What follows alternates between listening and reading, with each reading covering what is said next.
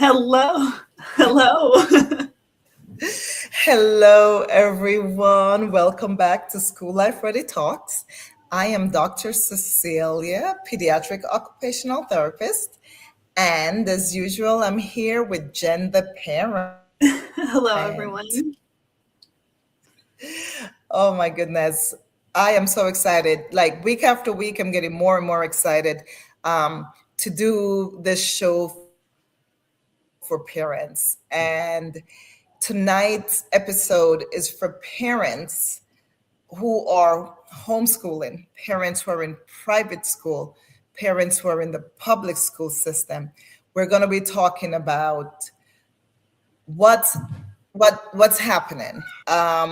So before we delve into it tonight, I'm going to do a little throwback to the an episode that we had in December, wherein we spoke about okay, the semester was ending, and that as parents, we needed to be looking out for those warning signs or those signs to say that our child isn't doing as they should be doing in school. Looking back at the semester, were you getting called from the teacher for various reasons? Yeah, Were, sorry. was, were they trying to have your child be tested for special needs? So that episode, it was where we were saying, if you feel in your gut something isn't right, start making preparation over the break. And as Jen always say, take your data, um, which Yeah. really just means, just write down what you're feeling, just really get in tune with yourself as a parent and start noticing what is going on with your child. So tonight's episode is kind of bringing that episode forward to Right. really help families who have decided, yes, I do want to explore special ed for my child. Or for some parents, you might have just gotten a diagnosis Yeah. for your child. So it's really just helping you all to just navigate this special ed process. And I know, guys, the homeschoolers, I know that for you guys, you don't have access to these, necessarily have access to all these services. And for private schoolers, you don't have access. Now, there are people who are in the public schools, but you choose to do online classes with your child is eligible. If you're in the public school but you're doing online classes, your child is just as eligible as a child who is showing up in school every day. So I hope y'all know that, because I think a lot of parents don't know. They think because they're doing online classes, their child isn't eligible for special ed within the public schools, but know that you are. So, but tonight, that's what we're here for. We're going to be talking about the process for each parent. Yes, and that can sometimes feel heavy, but it's definitely something that you need to collect data on and just figure out where you're feeling heavy and be able to take care of yourself while you're, navigating this journey, as we say. So before you start checking in, or even before you start stepping in to seeing what's going on with your child, it's always best for you to step back, ground yourself, plant your feet, and make your plans as to how you're going to go forward, because you don't want to just jump into something without gathering all of your data first, because then it's going to take a while for you to really, really be able to feel ready to navigate the process that's ahead. And as usual, you guys know that Jen and I are here. You can reach out to us at schoollifeready@gmail.com. And with your questions, we'll be more than happy to follow up with you and provide you some guidance as to where to go.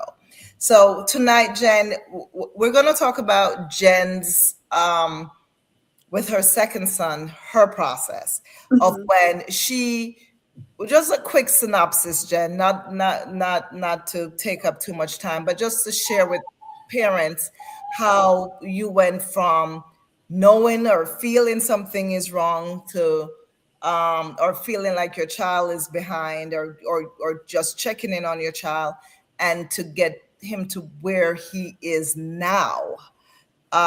So if you can just tell us a Yeah. little bit about that.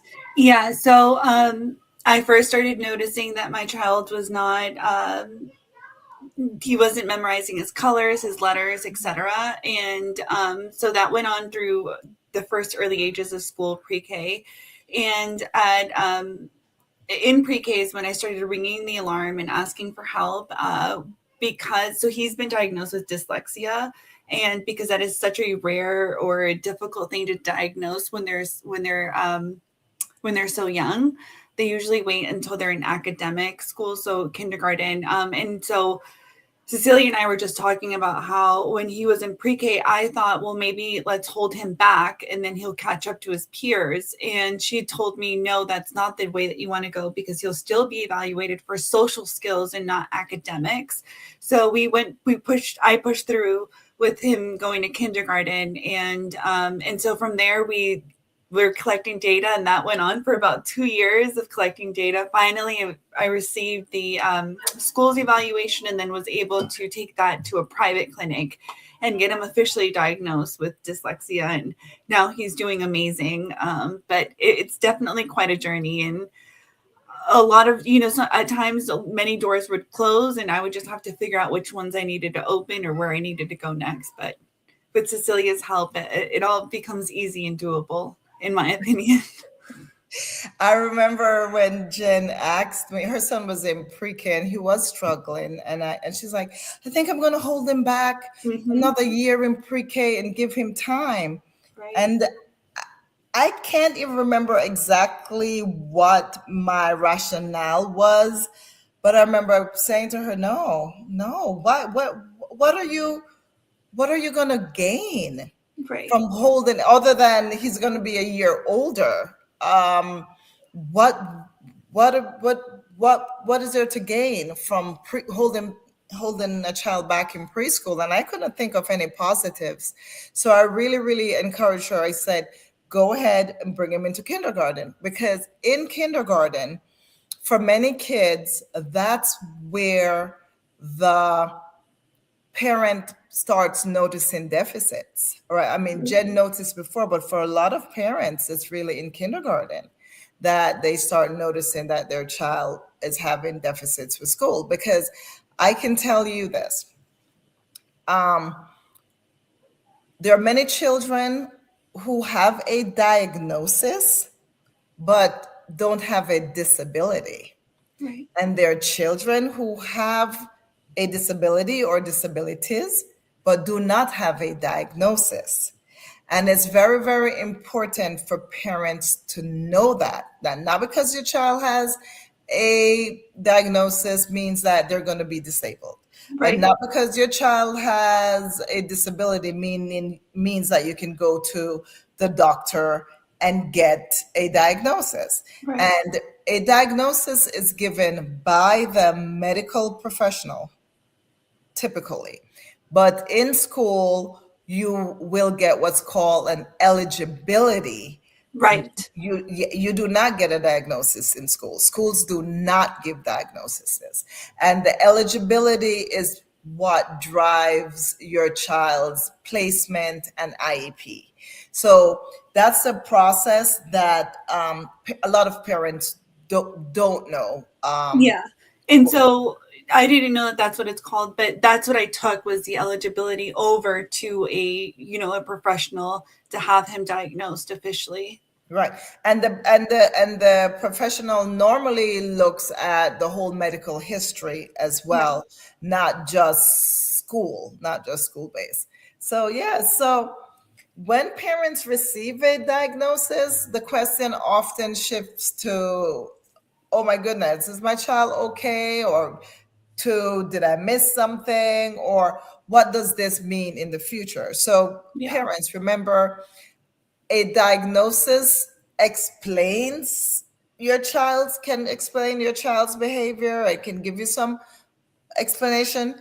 um, and eligibility is access to the special education, right? So remember this: diagnosis explains your child's symptoms and behavior, and then eligibility gives you access to the special ed services within the school. And I know a lot of times parents are worried about the stigma of a diagnosis, or even the stigma of the special ed label. I am hoping, as we have more conversations about the need for special ed services or the need to get a diagnosis, that parents are relieving themselves from this anxiety about the labels that come with diagnosis. At this stage, I want parents to remember it is what it is. Do not look at your child any differently because they have a diagnosis. And guess what? Society is not going to look at your child any differently either, because more people are becoming more aware. We have so many channels on social media, channels on television, shows on television, documentaries, so much showing the different disabilities and the different diagnoses that children are encountering nowadays. So please don't feel bad. Don't make that be a deterrent. Don't make the societal ways be a deterrent from you seeking help for your child. So definitely make sure that you follow through if you feel like your child needs help. Yeah, for me, I just helped me understand how he, would see letters and numbers, etc. So it helped me when when my son was diagnosed with dyslexia. I started reading and understanding how he views, certain things. And as you get your diagnosis or you get your special education eligibility, Right. we do understand it's natural that you're going to feel a little overwhelmed, Yeah. because the meetings start, right? You have to gather for the eligibility meeting, and then you have to gather for the IEP meeting, and then as a parent, you have a right to call meetings, and there are times when the teachers might and administration might also call meetings. So it does become a little overwhelming, but know that you're not alone in the process. There are many groups out Yeah. there to help, and also you can always we have a Facebook group called School Life Ready. You please go ahead and ask to join the Facebook group. So go to Facebook and search School Life Ready group and go ahead and join. And as usual, reach out to us. We will Right. be here to help walk you through the process. We have other parents who are part of our resource group to help you walk through the process. So what we want you to know is that don't feel overwhelmed. And for the homeschooling parents and the private school parents, I want to speak directly to you guys because your questions matter too. And it was actually homeschooling parents who reached out to me and asked me please to include them in our conversations because previously, last year we would always be talking about what goes on in the public school, and Right. I'm sorry I wasn't taking into considerations that public schools operate differently from private school, and then homeschoolers don't always have access to all this information, right? Because there's so many families who homeschool and they don't have access to the resources. They don't they their children are not having the ability to have special education services and related therapies and all that good stuff. So Or we even be social. and Um, this. yeah, having support groups where your children can play amongst other children that are, like-minded. Exactly, because that's the thing with homeschoolers now. I know, like for some homeschoolers, they have their group. They might have online groups more so. Before COVID, they would like sometimes meet in the park and stuff, and they probably still do that some. However, that specialized instruction, it's it's still specialized instruction because the parents are doing it based on the curriculum. However, having the professionals to help guide you guys is not there. However, you can still, homeschoolers, private schoolers, you can still seek evaluations Right. and outside services, right? So you can even, although you're a homeschooler, you can call your homeschool with the school that your child The would county have. schools or city Yeah, schools, the public schools. the public school. You could call the public school that your child would have been going to, and or the school that's zoned for your area, the public school. You could call them, and you can ask them for referrals to places that you can get an evaluation. Chances are you will have to pay out of pocket for it, but that's okay. Or maybe sometimes too, there are resources out there that maybe they can direct you to a social worker that serves your school that can direct you to the resources for you to get an evaluation or to see how you can get outside therapies.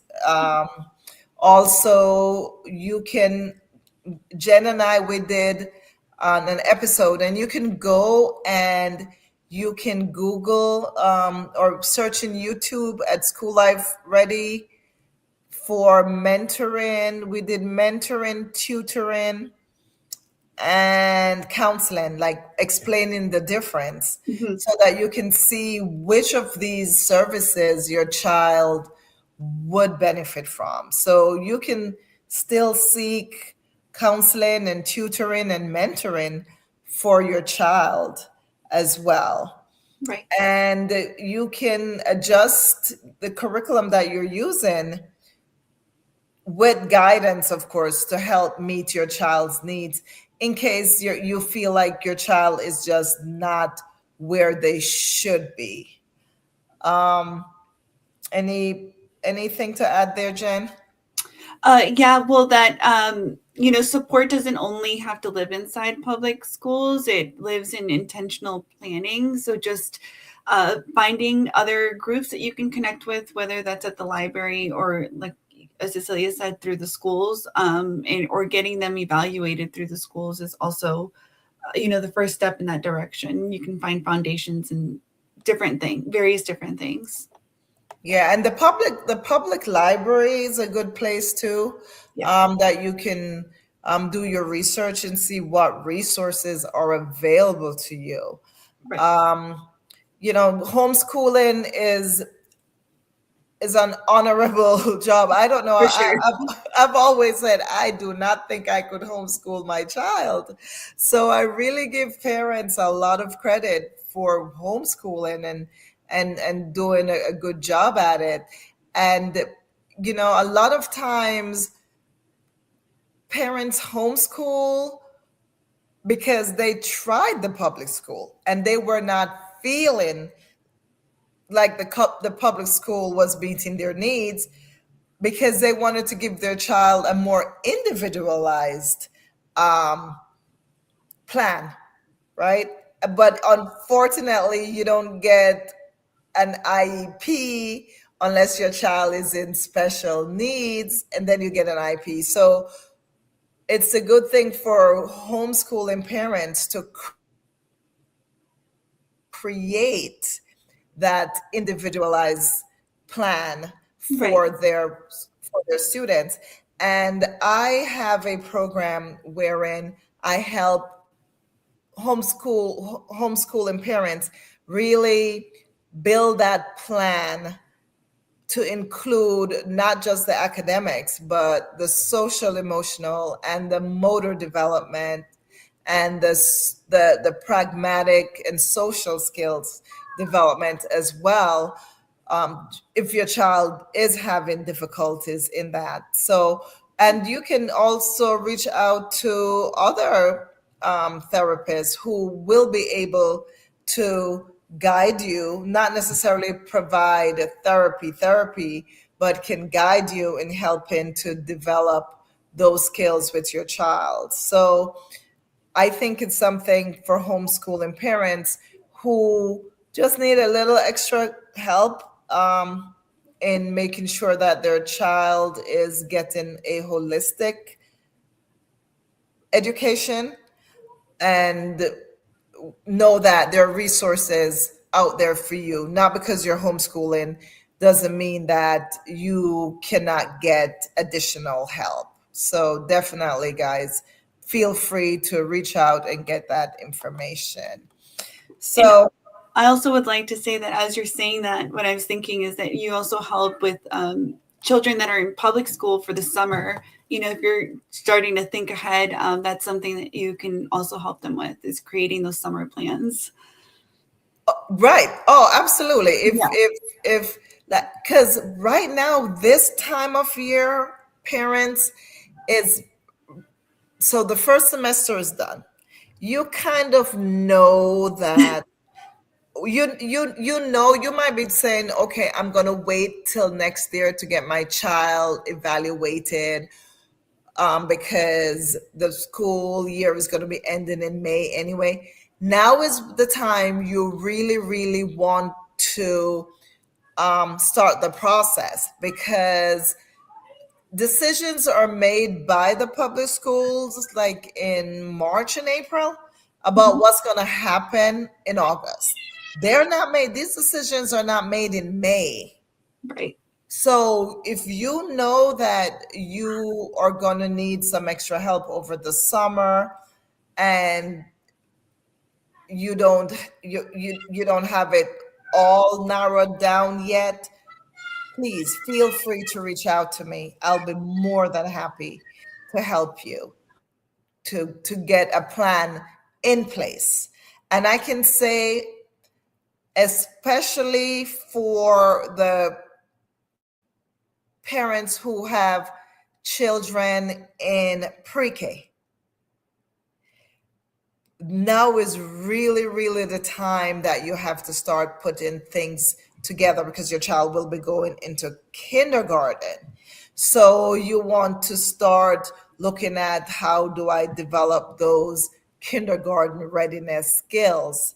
Like, even if your child doesn't yet have a diagnosis, or your child doesn't yet have a an identified disability, but you're just feeling in your gut, knowing that something quite isn't right, then it's time for you to start reaching out. I know that the year has just started, the new semester has just started, Right. but before you know it, is March. Yes. Before you know it, is March. And Oh, yeah. March, April, right before spring break, we tend to know everything that's going to happen for August. So definitely start looking into that from now. And remember this, although I want you guys to start being intentional and knowing, I also want you to do this in a calm manner. And that's why I'm trying to help prep you guys way before it gets to where you must make a decision, right? Just really giving you this information at the beginning of the semester so that you can start writing your concerns down. You can start looking at your child's patterns, right? So you're gathering your information.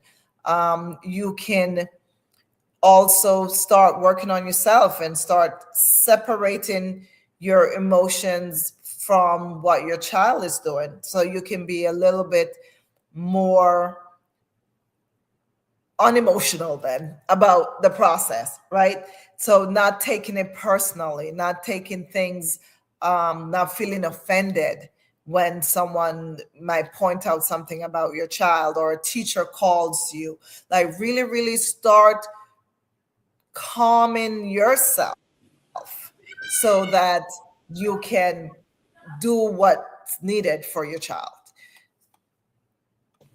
Yeah, it's basically like preparing for impact, if you will. Kind of just prepare yourself mentally for different scenarios and be able to um, separate emotions from the next step. Because when you're regulated, decisions become clear, and you can get your point out there to whomever you're speaking to, or really come up with a plan of action. Absolutely. Always get yourself regulated so that you can take the actions for your child. So, if your child is in a public school, stepping in looks different than if your child is in a private school or a homeschool. So if your child is in a public school, then you have to start preparing yourself to communicate with teachers. You have to start preparing yourself to develop and use an IEP and accommodation support, and you have to become comfortable in requesting evaluations or even services. Good thing now, I've seen a lot of parents getting better at saying, I believe my child would benefit from this service. What is required? Like really asking those questions is really good for parents to do. So, public school parents, make sure that you are comfortable with communicating with the teachers and requesting evaluations and services. Private school parents, make sure that you are comfortable with advocating with your private school for accommodations, because you won't have the IEP like the kids in the public schools, but you can ask your private school administrators for accommodations if your child needs a certain type of chair, if your child needs a certain type of reading program or something. Make sure that you're comfortable with asking for those accommodations in your private school. Make sure that you're comfortable with collaborating with staff, be it the teachers and the administrators. Make sure you do that. Homeschool parents, make sure that you guys are comfortable with adjusting and pacing that curriculum that you have to complete in order to ensure that your child is receiving the information that they should receive for their age level and for you to be in line with what they should be learning. Make sure that you also incorporate those physical activities, use movement based learning. and be okay with reaching out to your public school and ask for guidance. See if there are any professional services that your child could benefit from that you think your child needs. Can they help you find those resources?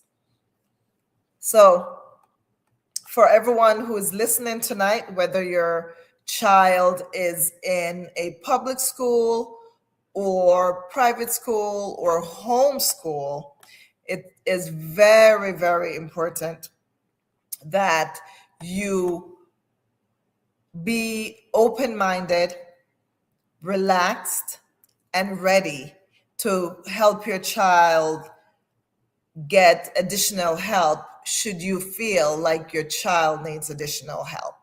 So, if there's anything that Jen and I can do for you to help you in this process, please feel free to reach out to us at schoollifeready@gmail.com. You're muted, Jen. Sorry. Yes. Please feel free to reach out.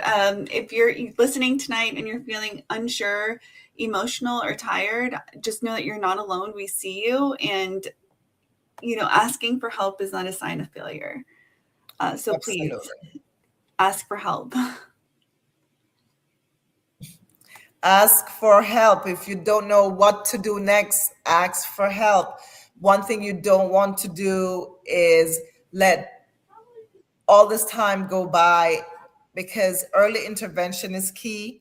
We always say that the quicker we notice that something is wrong and we try to address it, the better, than us thinking, oh, this is going to go away, or oh, they're too young. And as a therapist, I can tell you it's better to start any kind of intervention when your child is young than to wait. Also, additional support never hurts a child. I don't care. A lot of time I hear people say, oh, they're going to use something as a crutch. uh, Chances are, if a child benefits from a support, they're going to use it. And children on a whole, I think they try to be so independent that in their young age, they're not necessarily using it as a crutch. So don't be worried about saying I don't want to give them the support because they might use it as a crutch. I don't think that's going to happen. I don't think that's something you have to worry about. I think if you believe your child needs extra support, please go ahead and ask ask for it. So that's it for tonight. Jen and I will be back next week with more topics, and next week, we'll talk more about the different eligibilities that children qualify for in public schools, and what those eligibilities look like, and what types of support is given to children who are within each of those eligibilities. So, guys, for tonight, have a great night. Um, and we will see you next week. Jen, you're closing for tonight.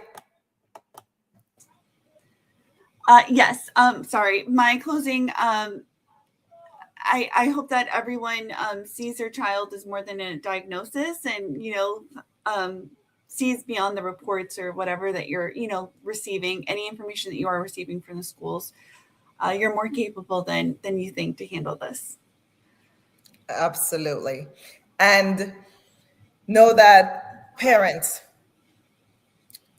you are always doing a great job, and you do more than you know. So keep on supporting your children, keep on doing what you can to help your children thrive. So with that, I'll say good night, y'all, and I will see you all next week. Good night. Bye.